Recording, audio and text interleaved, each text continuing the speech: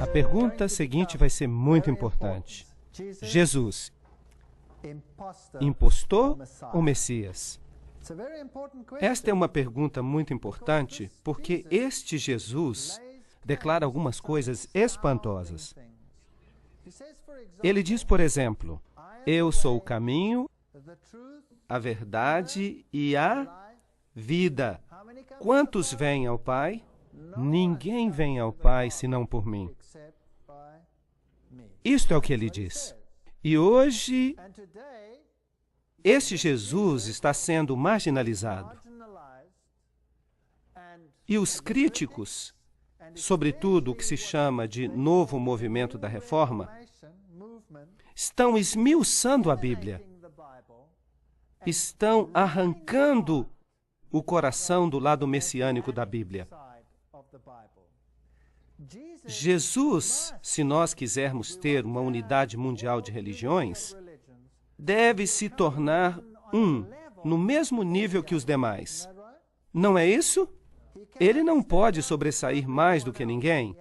Ele tem que ser rebaixado ao nível de todos os outros. Mas se este Jesus Cristo é o Messias de Deus e é Deus, bem, então chegamos a um impasse. Então vejamos o que a Bíblia diz, porque eu não quero influenciá-los. Jesus, impostor ou Messias? Jesus diz em João, capítulo 6, versículo 38, porque eu desci do céu. Ora, isto não é algo que todos podem dizer, não é certo? É incomum, eu não poderia dizer isso. Assim, ou é presunção ou é verdade. Um livro de Josh McDowell diz que as profecias messiânicas foram acidentalmente ou coincidentemente cumpridas por Jesus. Segundo as probabilidades científicas, as chances de qualquer ser humano, até o presente, cumprir uma seleção de pelo menos 8 dessas profecias, incluindo a crucifixão, é apenas de 10 elevado à potência 17. E só estamos considerando apenas 8 profecias. E se considerássemos 48 profecias? A hipótese seria então praticamente zero. 10 elevado à potência de 157. E se você se lembrar que o número de partículas existentes no universo é de apenas 10 elevado à potência 18, bem, então esse é o número de partículas existentes no universo. Bilhões e bilhões de partículas. Uau! E se considerarmos todas as 61 profecias? Porque existem ainda mais profecias e cada uma delas é cumprida por Jesus Cristo. Números 24, 17 diz, uma estrela procederá de Jacó. Ele, Jesus, seria precedido por um mensageiro. Apenas vou mencionar algumas profecias, eu não quero focar todas elas, quero falar para vocês de uma profecia específica esta noite. Então vamos brevemente repassar algumas dessas profecias antigas. Vós que clama no deserto, preparai o caminho do Senhor e endireitai a vereda do nosso Deus no deserto. Portanto, a Bíblia diz que Jesus seria precedido por um mensageiro, e naqueles dias apareceu João Batista pregando no deserto, dizendo, arrependei-vos porque é chegado o reino dos céus. Assim, ele estava pregando a mesma mensagem predita pelo profeta. João 8,36. Depois que o Filho vos libertar, sereis verdadeiramente livres. Esta é uma profecia muito importante. Portanto, de acordo com esta declaração, a liberdade vem através de Jesus Cristo e mais ninguém. Porque ele diz que ninguém vem ao Pai senão por mim. Os judeus responderam: somos descendência de Abraão e nunca servimos a ninguém. Como dizes tu, sereis livres? Ele estava falando da liberdade, não da escravidão, mas da liberdade do pecado. O meu reino não é deste mundo, João 18:36. Estas declarações são muito fortes. O nascimento miraculoso. Eis que a Virgem conceberá e lhe dará o nome de Emanuel, Deus conosco. Não é qualquer pessoa, mas Deus conosco. Então, algumas pessoas podem dizer, ele não foi chamado Emanuel, ele foi chamado de Jesus. Vejam, os nomes antigos se referiam a algo. Eles tinham um significado. Não eram apenas nomes quaisquer. Portanto, Emanuel significa Deus conosco. E Yeshua, que é transliterado para o grego como Jesus, significa Jeová Salvador, Deus o Salvador. E Jesus afirmou ser Deus, portanto, ele não pode ser comparado com ninguém, em nenhum sistema religioso. Isto é, Isaías 7,14. O anjo disse: em teu ventre conceberás e darás à luz um filho, e por-lhe-ás o nome Jesus, o que é exatamente a mesma coisa que Emanuel, Jeová o Salvador. O nome está aqui. Em outras palavras, Deus conosco. Lucas 1, 28 a 31. Em seguida, o Antigo Testamento se refere a Belém. Belém, de ti sairá o que há de governar Israel. Miqueias 5, 2. E esta Belém, em particular, Belém Efrata, que significa o pão da vida desceria dos céus em Belém. Claro, sabemos que isso se cumpriu. Jesus nasceu em Belém da Judéia no tempo de Herodes, e ele recebeu o nome de Yehoshua, Jeová o Salvador.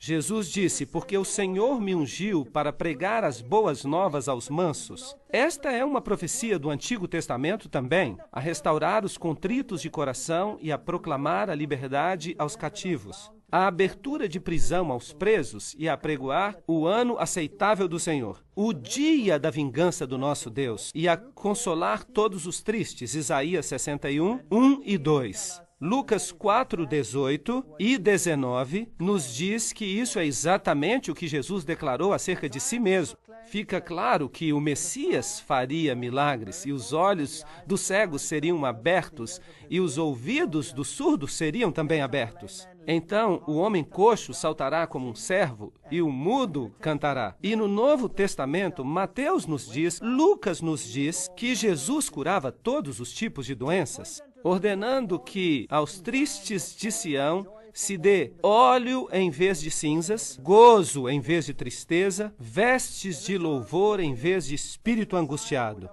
Nos Salmos, lemos que o Messias falaria em parábolas. Em parábolas abrirei a minha boca. Tudo isso disse Jesus com suas palavras. Mateus nos diz isso. A Bíblia prediz a entrada triunfal. Isso está em Zacarias 9:9. Eis que o teu rei virá a ti, justo e salvo, pobre e montado em um jumento. Todas essas coisas são predições do Antigo Testamento. Até o meu amigo íntimo, em quem eu tanto confiava, levantou contra mim o seu calcanhar. Isso se cumpriu e lemos em Mateus que Judas Iscariotes fez precisamente isso. E que tal este texto de Zacarias? E pesaram o meu salário 30 moedas de prata. Até o preço que foi pago por essa traição estava definido no Antigo Testamento. Tomei então as 30 moedas de prata e as deitei no tesouro de Jeová. E foi exatamente o que fizeram. Compraram o campo do oleiro com o dinheiro da traição. E ele havia dito, se me derem esse dinheiro, eu o entregarei. E ele então levou ao templo as moedas de prata e se retirou. E que fizeram eles? Compraram o campo do oleiro. E há um pequeno detalhe: ofereci as minhas costas aos que me feriam e a minha face aos que me arrancavam os cabelos. Isso foi precisamente o que Jesus passou. Inacreditável. Não escondi a minha face dos que me afrontavam e dos que me cuspiam. Ele passou pelos tribunais 7 vezes. 7 vezes, e foi golpeado no rosto, diante de Caifás, depois Anás, diante do tribunal à noite, logo depois, diante dos oficiais romanos, e em seguida foi enviado a Herodes, e de volta a Pilatos. 7 vezes ele passou pelos tribunais. Não escondi a minha face dos que me afrontavam e dos que me cuspiam. Isaías 56. Então cuspiram no seu rosto e lhe deram socos, e outros o esbofeteavam. A Bíblia diz que o golpearam inúmeras vezes. Eles me odeiam sem causa. Salmo 69. Portanto, ele seria rejeitado. A Bíblia predisse isso. Odiaram-me sem causa. Ele foi oprimido e afligido, mas não abriu a sua boca. Como um cordeiro foi levado ao matador. Tudo está ali no Antigo Testamento. O Antigo Testamento dá testemunho de Jesus Cristo. E sendo acusado pelos príncipes dos sacerdotes e pelos anciãos, não respondeu nada. Assim como um cordeiro levado ao matadouro. Mateus 27:12. E balançaram as suas cabeças e disseram: olhem para este homem, de onde vem ele? Até a maneira como ele ia morrer. Salmo 22:16. Traspassaram-lhe os pés e as mãos, e o crucificaram, e foi contado com os transgressores. Isaías 53:12. Vocês sabiam que há cristãos, grupos de cristãos no mundo que negam essa profecia totalmente? Até negam que as profecias mencionadas aqui pertencem a Cristo, quando o próprio Novo Testamento refere essas profecias a Jesus. Eu fico assombrado só de pensar que há denominações protestantes que fazem isso. Me deram a beber vinagre. Salmo 69:21. Mateus 27:34. Crucificado com ladrões. Vocês sabem que foi assim que ocorreu. Olharão para mim a quem traspassaram, até mesmo a maneira com que seria crucificado. E ele levou sobre si o pecado de muitos e intercedeu pelos transgressores. Há várias profecias no Antigo Testamento acerca de Jesus. Lucas 23:34. Pai, perdoa-lhes, porque não sabem o que fazem. Cada pequeno aspecto acerca do Messias foi predito e é cumprido por Jesus Cristo. Repartem entre si as minhas vestes e lançam sortes sobre as minhas roupas. Antigo Testamento, Salmo 22:18. E poderíamos continuar seguindo aí por diante. Vocês sabiam que dividiram entre si as suas vestes, mas lançaram sortes sobre a peça branca. Por quê? Porque era inconsútil, de um só pedaço. E há uma tipologia nisso. A justiça de Cristo é inteira, perfeita. Ela é tão perfeita que não pode ser dividida. Por isso, lançaram sortes sobre a veste. Há uma linda tipologia aqui em João capítulo 19. As pessoas me perguntam, por que ele disse, Deus meu, por que me desamparaste? Porque isso foi predito em Salmo 22:1. Ele morreu a morte da superação total. Por você e por mim. Trespassaram-me as mãos e os pés. Até este detalhe encontramos predito. Salmo 31:5. As últimas palavras que ele diria: nas tuas mãos entrego o meu espírito. Pai, nas tuas mãos entrego o meu espírito. Tudo está ali no Antigo Testamento. Ele lhe guarda todos os seus ossos. Nem sequer um deles se quebra. Isso já é uma tipologia com o cordeiro da Páscoa. Ele tinha que ser comido, mas nenhum osso lhe era quebrado. Por quê? Porque os ossos do Messias não seriam quebrados.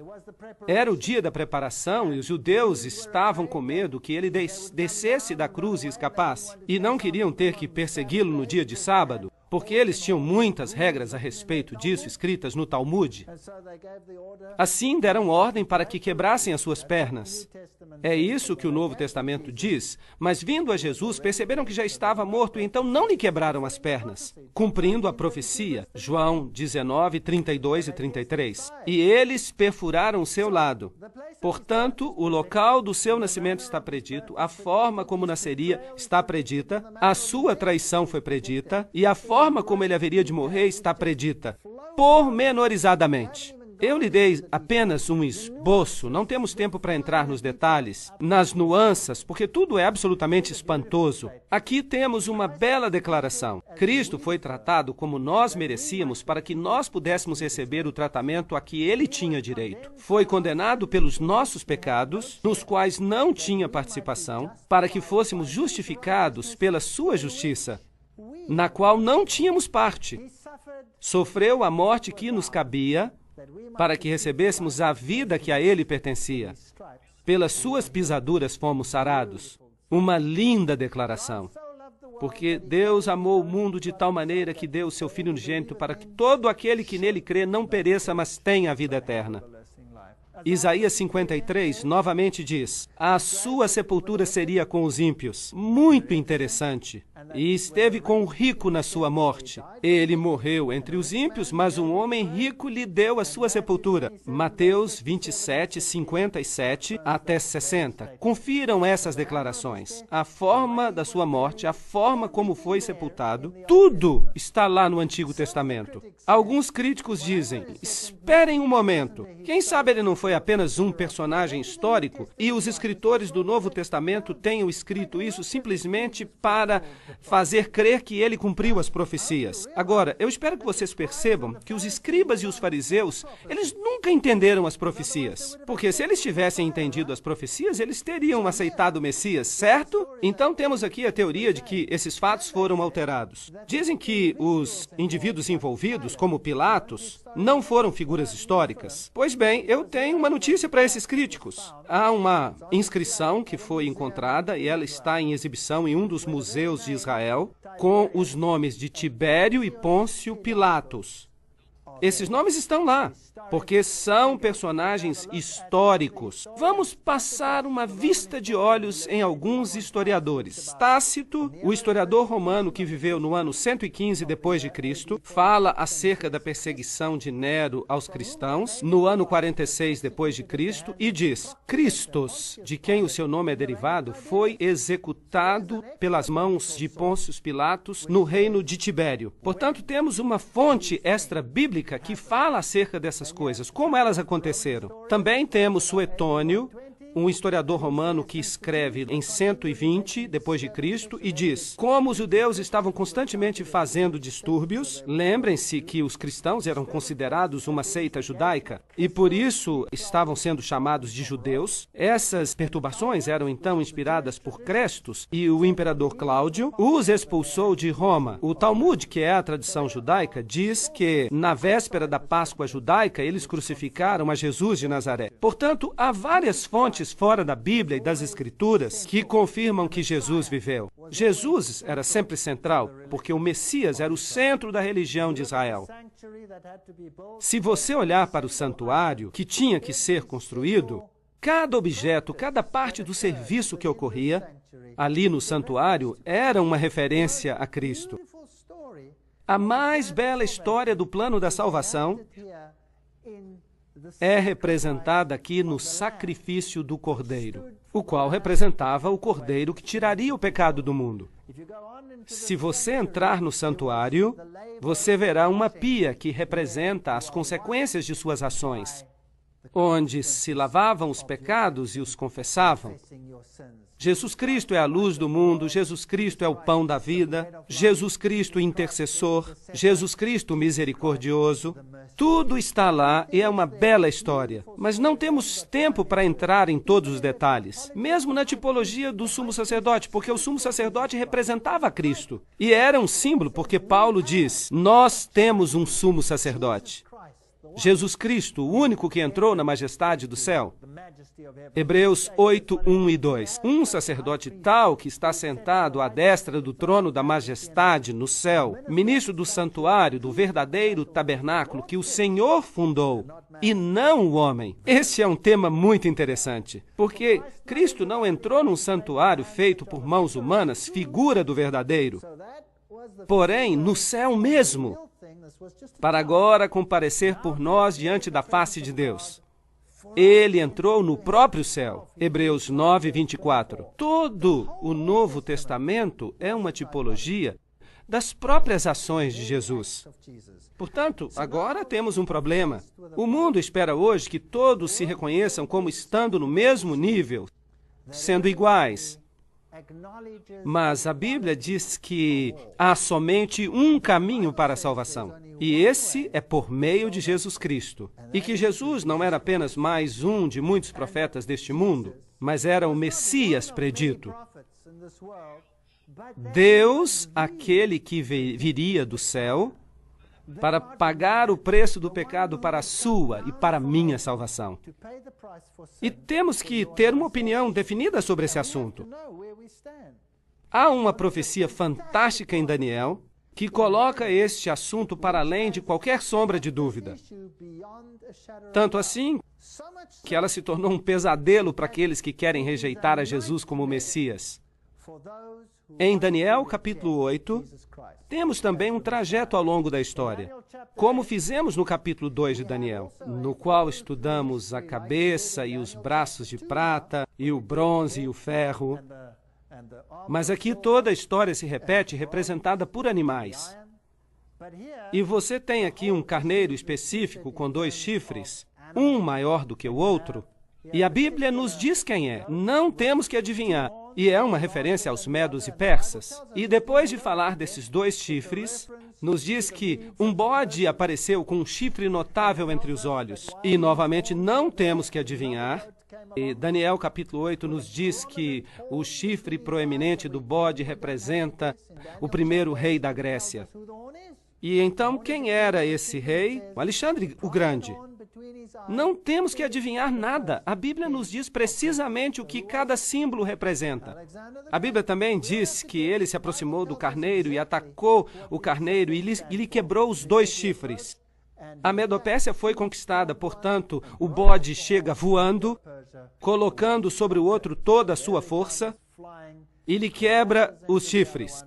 E Daniel 8:8 diz que o bode se engrandeceu sobremaneira, mas estando no apogeu do seu poder, aquele chifre lhe foi quebrado. Portanto, Alexandre o Grande também chegaria a seu fim. E no seu lugar, 4 notáveis chifres cresceriam para os ventos do céu.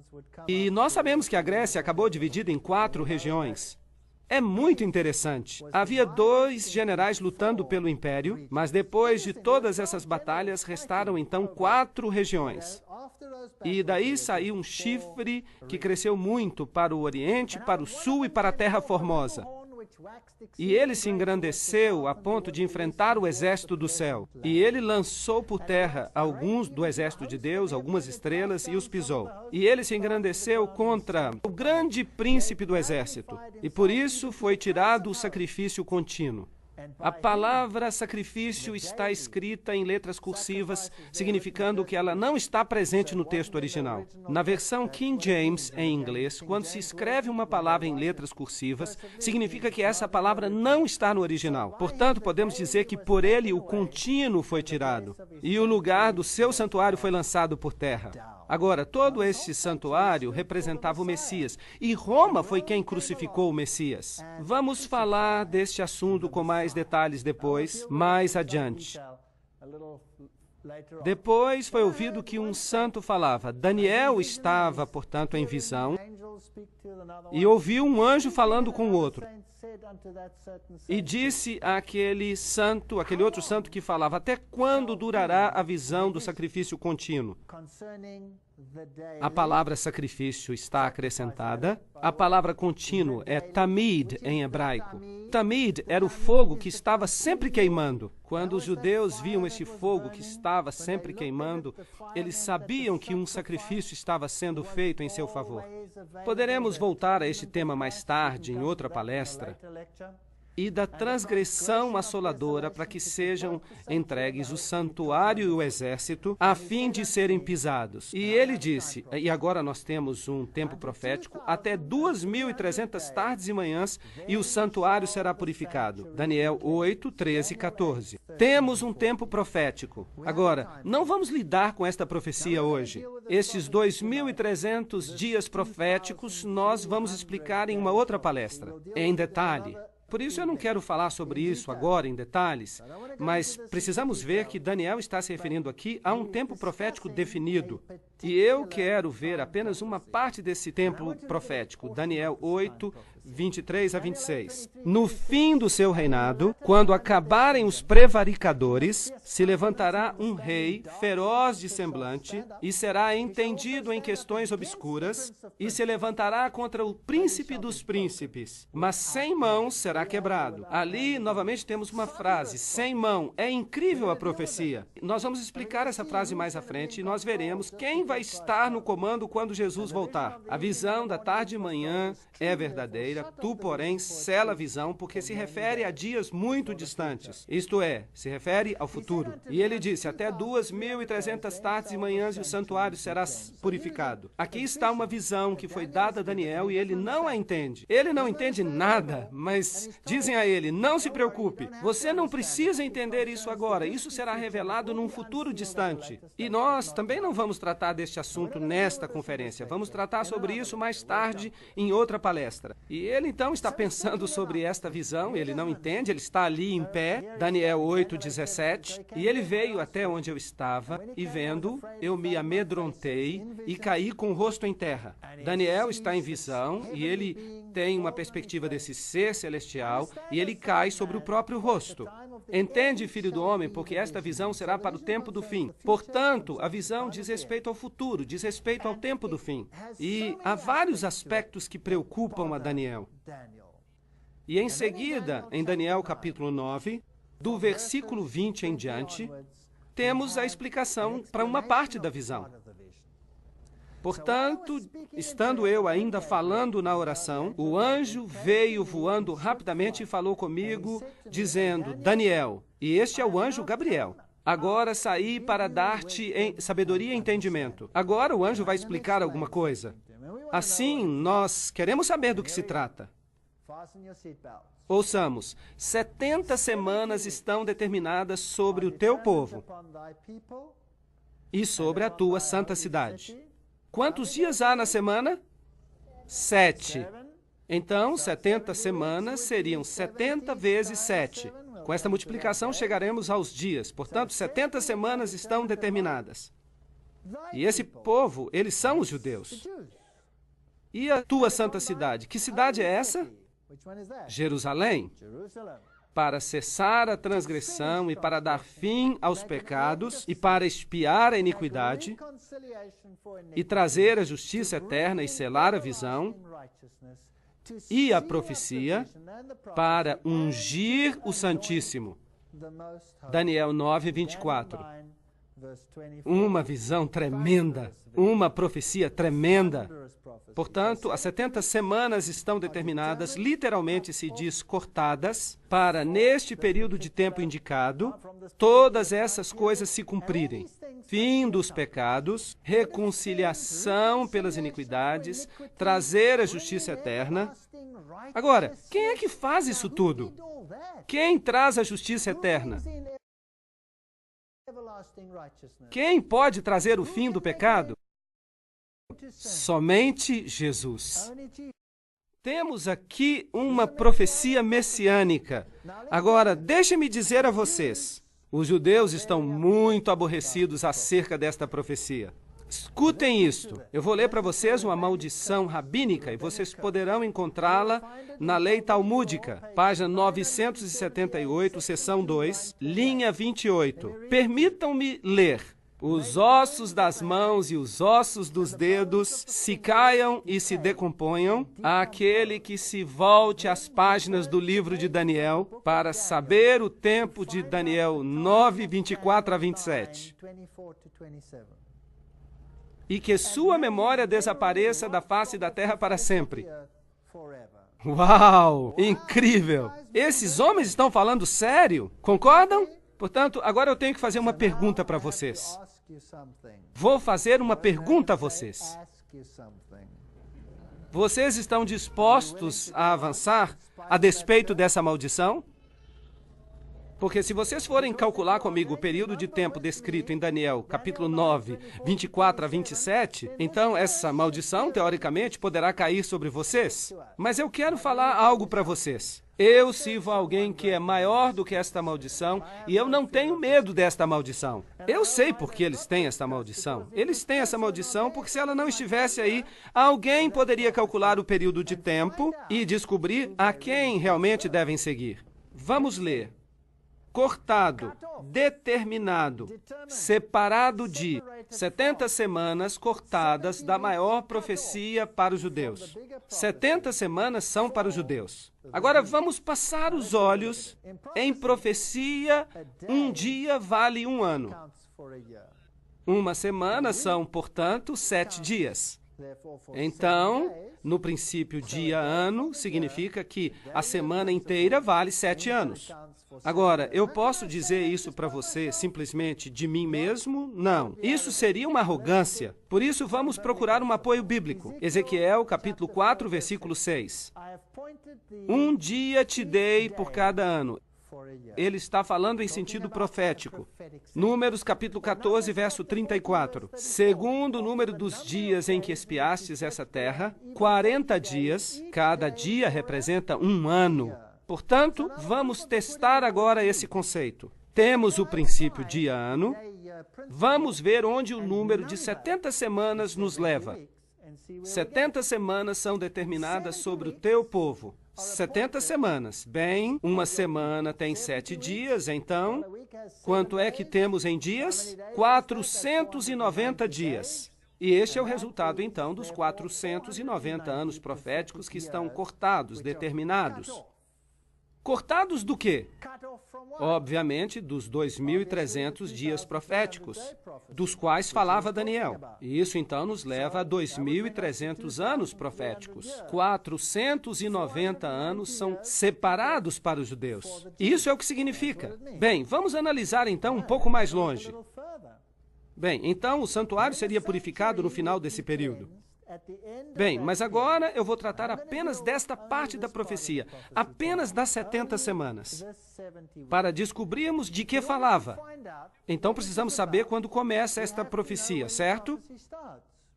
Assim, quando começam esses 2.300 anos? Então, a partir de que período começamos a contar estas semanas? O código rabínico diz que nós não estamos autorizados a estudar isso, mas Daniel 9:24 nos dá a resposta. Há uma maldição sobre este versículo. Interessante que os rabis, decidiram amaldiçoar uma parte de Daniel. Isso não nos confunde um pouco? Eu me confundiria. 70 semanas estão determinadas sobre o teu povo. Sabe e entende. Desde a saída da ordem para restaurar e edificar Jerusalém, até o quê? Até o Messias. Então, desde a saída do decreto para restaurar e reconstruir Jerusalém, lembre-se que Daniel está no cativeiro. Jerusalém está destruída, ela está desolada por 70 semanas. E começamos a contar quando? A partir do momento em que o decreto sai. Desde que sai o decreto, a ordem para edificar e restaurar Jerusalém, até o príncipe, o Messias, haverá 70 semanas e as ruas e os muros se edificarão, mas em tempos angustiosos. Daniel 9:25. Incrível! Daniel acaba de receber uma profecia messiânica que diz precisamente quando é que o Messias viria. Você sabia que isso está na Bíblia? Sabiam disso? Ora, vamos analisar estes versículos. 7 semanas, 49 dias, 49 anos. 62 semanas, 434 dias e 434 anos. Onde nos leva isto? o decreto para reconstruir e restaurar Jerusalém, e então se passariam 7 semanas e o templo seria restaurado. E então o Messias, o príncipe, viria. E então, do que necessitamos? Precisamos de uma data para começar. Podemos identificá-la neste período de tempo, certo? Precisamos de uma data para o começo. Artaxerxes, o rei da Pérsia, emitiu um decreto no ano 457 a.C. Este decreto dava total liberdade política aos judeus. Houve o decreto de Ciro anteriormente, que dizia respeito apenas ao templo.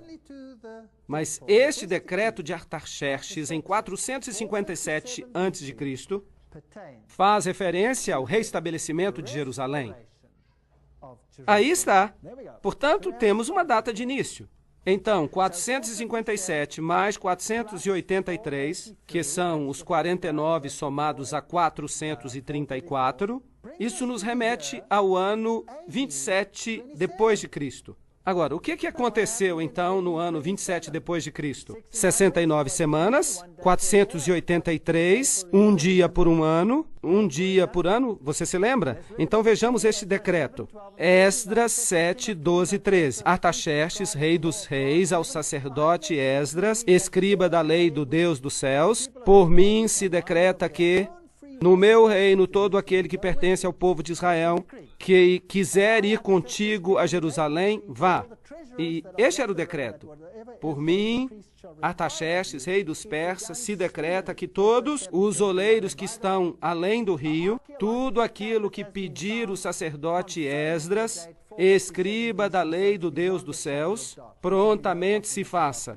E, além disso, uma inscrição arqueológica foi encontrada que confirma a data de 457 a.C., que está escrita em pedra. 457, 490 anos, o final da profecia são 2.300 anos. Sabe e entende que desde a saída da ordem para edificar Jerusalém até o Messias, o príncipe, haverá 7 semanas e 62 semanas. Agora, 7 acrescidos de 62, quanto é que é? 69 semanas. Total das profecias se refere, portanto, a quantas semanas? 70. Portanto, há uma semana a mais. Mas a profecia diz que o Messias, que significa ungido, viria após as 69 semanas. E isso tinha que ocorrer em que ano? Vocês estão se lembrando? 27 depois de Cristo. Portanto, o decreto saiu em 457, 69 mais 7, 82 dias e a recuperação total, esta parte em particular até o Messias, e, portanto, 27 depois de Cristo, até o Messias. Agora, quantos anos tinha Jesus quando ele começou o seu ministério messiânico? Ele tinha 30 anos. Então, por que 27 depois de Cristo? Então, temos um problema, porque 30 e 27 não são compatíveis. Agora, você pode ir a uma enciclopédia, mesmo uma enciclopédia infantil, e você vai perceber que o início da nossa era foi deslocado. Que, de fato, o começo da nossa era aconteceu uns 4 anos antes de Cristo. Porque, como não se conta o ano zero, o que Cristo tinha realmente eram 30 anos no ano 27, por causa destes cálculos. A palavra Messias significa ungido, e Jesus foi ungido, isso aconteceu no mesmo momento do seu batismo. Agora, no ano 15 do Império de Tibério César, esta é uma citação das Escrituras, aconteceu que, enquanto as pessoas se batizavam, e se batizava também Jesus, aconteceu que o céu abriu. Lucas 3, 1 e 21. Agora, este ano de Tibério era o ano 27 depois de Cristo. Mas quantos Messias pode haver? Apenas um. Apenas um cumpre todos os pormenores da profecia. O ano 15 de Tibério César era o ano 27 depois de Cristo. E Jesus foi ungido com o Espírito Santo precisamente no momento certo da profecia. Agora você pode imaginar porque o Talmud rabínico diz: maldito seja aquele que calcula 7 semanas. porque o judaísmo teria chegado ao seu fim. Se eles aceitassem o que Daniel disse, o judaísmo teria chegado ao fim. E o Espírito Santo desceu sobre ele em forma corpórea, como uma pomba, e ouviu-se uma voz do céu que dizia: Tu és o meu filho amado, em ti eu me comprazo. Agora, ouçam o que diz Marcos, capítulo 1, versículo 15. Jesus foi ungido e o ano era 27 depois de Cristo, e dizendo: O tempo está cumprido e o reino de Deus está próximo. Arrependei-vos e crede no Evangelho. Marcos 1, versículo 15. Que tempo está cumprido? Que tempo é que foi aqui cumprido? João 1, 29. Eis o Cordeiro de Deus que tira o pecado do mundo. O ungido, o Messias, havia chegado. Deus ungiu a Jesus de Nazaré com o Espírito Santo e com poder. Atos 10, 38. E teve lugar isso no seu batismo. Portanto, o Messias viria e tomaria os pecados do mundo sobre ele. E isso foi predito precisamente na Bíblia. E a data também. Gálatas 4:4. Mas vindo o cumprimento do tempo, Deus enviou o seu Filho. Cumprimento de que tempo? Havia uma profecia que tinha que ser cumprida. E só Jesus a cumpre. Mais ninguém. Eu vou deixar isso bem claro para que ninguém tenha dúvida. Ninguém, nem Krishna, nem Buda, nem Maomé, ninguém, mas apenas Jesus cumpriu. Ninguém mais. Portanto, apenas existe um Messias bíblico. E ninguém vem ao Pai senão por ele. Eu estive dando umas palestras na Alemanha. Quando eu disse isto, alguém se levantou na plateia e disse: Mas isso é arrogância. Como é que alguém pode dizer que ninguém vai ao Pai senão por Jesus Cristo? Isto é uma arrogância. E o que acontece com todos os outros? Sim, eu disse, você tem razão, eu sou arrogante. Quando eu digo que ninguém pode chegar até o Pai, exceto por esta pessoa específica. Mas se alguém chega até mim e me diz, e eu estou ali sentado com a minha filha, e essa pessoa me diz: você é o pai dessa criança? E eu digo: sim, eu sou o pai desta criança. E essa pessoa me diz: com tantos milhões de habitantes no planeta, você diz que você é o pai desta criança? Isso é uma arrogância. Bem, quem sabe isso seja uma arrogância, mas poderá também ser que isso seja um fato, certo? Embora a minha irmã diga que a paternidade é apenas uma opinião, enquanto que a maternidade é um fato, talvez nós pudéssemos discutir este assunto, mas o fato é que o ponto da questão que eu estou fazendo é que se Jesus é o Messias, e se Jesus é Emanuel, e se Jesus é o Yoshua, Jeová, o Salvador, Jesus, então ninguém mais cumpre, certo ou errado? E se ele é o Criador, não há mais ninguém que se qualifique, certo? Então, eu devo me contentar com a confusão, ou eu posso tomar uma decisão? E se me pedirem que eu adore uma outra pessoa? Pois bem, eu tenho notícias muito interessantes. No meu país, na África do Sul, estão saindo algumas leis novas, novos currículos, e estão fazendo uma filtragem com todas as pessoas, e todo mundo vai acabar recebendo isso. E no nosso sistema de escola, nós temos algo chamado Currículo 2005, que significa que no futuro nossas crianças precisarão ser educadas em todas as religiões e deverão aprender todas as orações de todas as religiões e deverão reconhecer todas as divindades de todas as religiões também. Eu tenho um problema com isso. Portanto, em breve, talvez me apresentem uma imagem e eu terei que dizer: eu lamento, sinto muito, mas não posso concordar com isso. Vindo o cumprimento dos tempos, Deus enviou o seu Filho. Gálatas 4:4. E o que acontece na 70ª semana? Sabiam que existem ainda muitas pessoas? Sim, há muitas pessoas que interpretam as profecias deste mundo e algumas pessoas pegam esta profecia das 70 semanas e a lançam no futuro, um futuro indefinido. E dizem que esta semana pertence ao anticristo. Mas esperem aí, esperem um momento. As 70 semanas dizem respeito aos judeus para terminar a transgressão, trazer a justiça eterna. E tudo isso é messiânico. Tudo é messiânico. Depois das 62 semanas, o Messias será... Agora, o que é que está escrito ali? Será cortado, mas não para si mesmo. O que significa isso? Ele irá morrer, mas não para si mesmo. Por quem? Por todos nós. É emocionante, é tremendamente empolgante. E o povo do príncipe que há de vir destruirá a cidade. Agora, temos aqui um quiasma, um paralelismo entre duas forças opostas. E se fala aqui de forças que estão a trabalhar, de um lado o príncipe da profecia e de outro lado alguém que virá para destruir a cidade. Quem é este? Foi Roma. Roma veio e destruiu a cidade no ano 70 depois de Cristo. Portanto, será cortado o Messias, mas não para si mesmo, e o povo do príncipe que virá destruirá a cidade e o santuário, e o seu fim será com uma inundação. Até o fim da guerra, a desolação está determinada. Daniel 9, versículo 26. E ele firmará uma aliança com muitos por uma semana. Este é o Messias agora.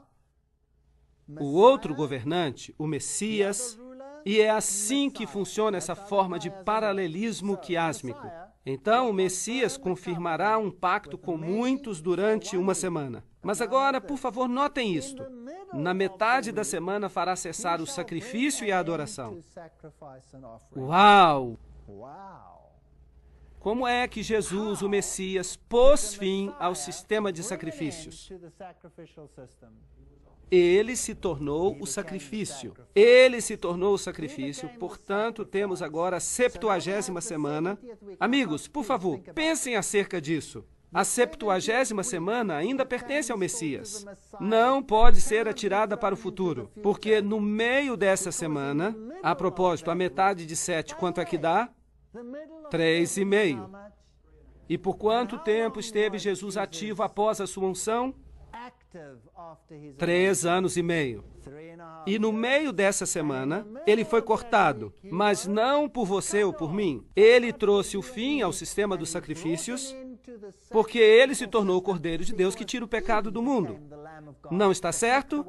Portanto, apenas ele pode cumprir essa parte da profecia. Portanto, posso atirá-la para o futuro ou ela tem que dizer a respeito de Cristo? Pertence ao tempo de Cristo. Ele trará o fim do sacrifício e da oferta. Ele é a oferta. Há uma semana profética, ou 7 anos literais, que sobram na nossa profecia. Qual é a metade de 7? 3,5. 3 anos e meio. Desde o outono do ano 27 depois de Cristo até a primavera de 31 depois de Cristo. Portanto, temos o ano 27 mais 3 anos e meio.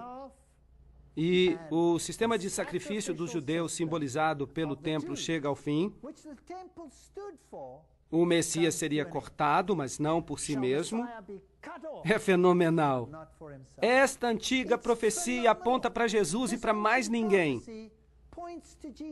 Apesar do desagrado de muitos líderes religiosos nos dias de hoje, na 70ª semana, 31 depois de Cristo, Jesus morreu, mas há ainda 3 anos e meio que sobram. 70 semanas estão determinadas para os judeus. O que aconteceu no ano 34 depois de Cristo? Eu vou lhes contar algo. Jesus disse aos judeus e aos discípulos: vão primeiro aos filhos perdidos de quê? De Israel. Ide primeiro às ovelhas perdidas de Israel. Ele não as rejeitou, nem mesmo na sua morte. Ele disse: ide primeiro às ovelhas perdidas de Israel. E eles trabalharam primeiro entre os judeus. Mas aconteceu em 34 depois de Cristo algo. Apedrejaram a Estevão. Apedrejaram a Estevão e os cristãos fugiram da perseguição. Quem foi enviado atrás deles? Lembram-se? Paulo. E Paulo recebeu uma visão e ele se tornou apóstolo de quem? Dos gentios.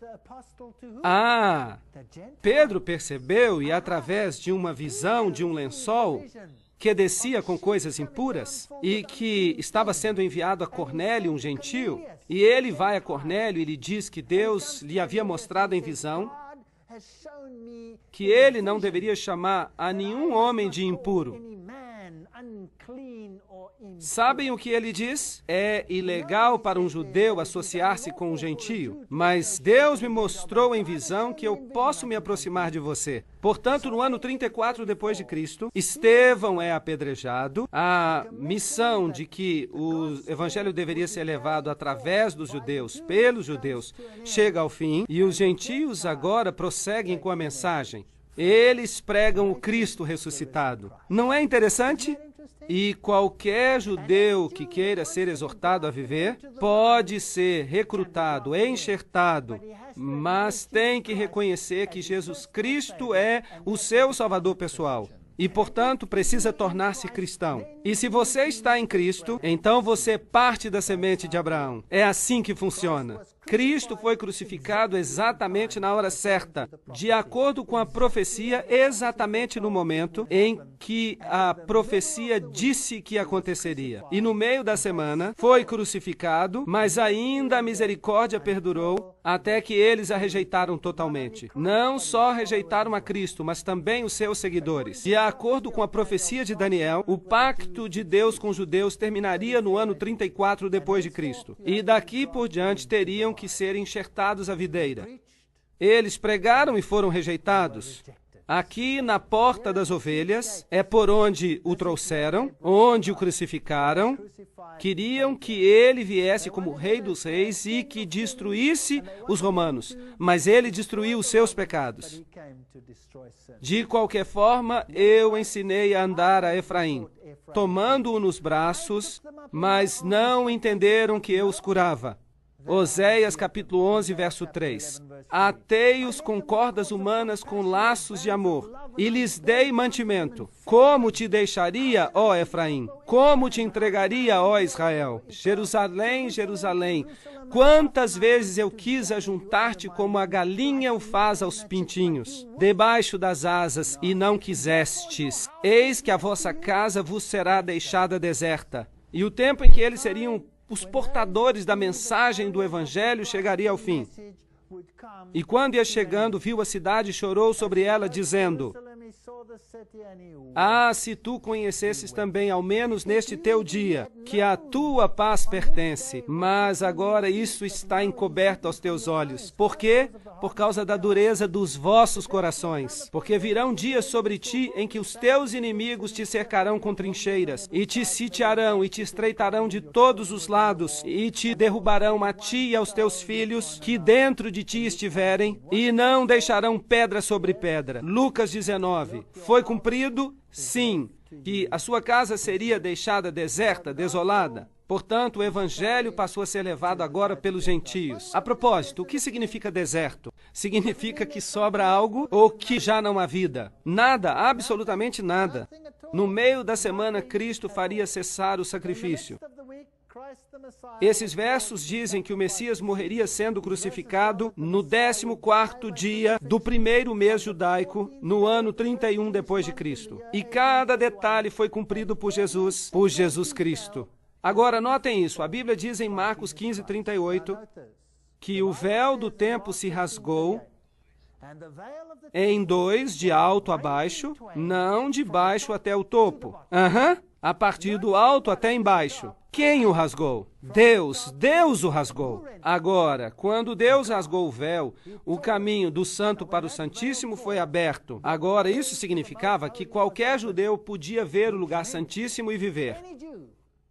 Uau! Por quê? Porque o sistema de sacrifício tinha chegado ao fim. Pensem nisto. Jesus cumpriu o sistema de sacrifício, sim ou não? Sim, porque, havendo Cristo feito o sacrifício, ele o fez para sempre. Perfeito, um sacrifício. E se eu construísse um pequeno templo e começasse a sacrificar novamente? O que eu queria dizer com este ato? Que Cristo não foi sacrificado e que não cumpriu tudo. Assim que, se eles querem construir outro templo, deixem que construam-no, mas ele não vem de Deus. Vocês têm acompanhado a lógica da minha apresentação até aqui?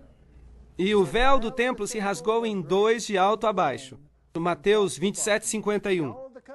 Isso foi escrito para nós. Então, de acordo com as profecias de Daniel, o pacto de Deus com os judeus cessaria em 34 depois de Cristo, ao final da 70ª semana. E não se pode lançar a 70ª semana para o futuro, porque o sistema de sacrifício foi encerrado pelo próprio Jesus.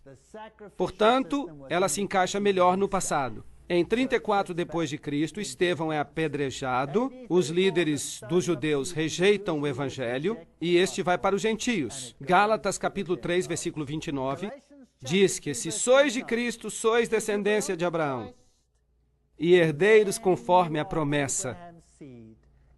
Tanto, por outras palavras, todos os que aceitam a Jesus Cristo se tornam parte da semente de Abraão. Sim ou não?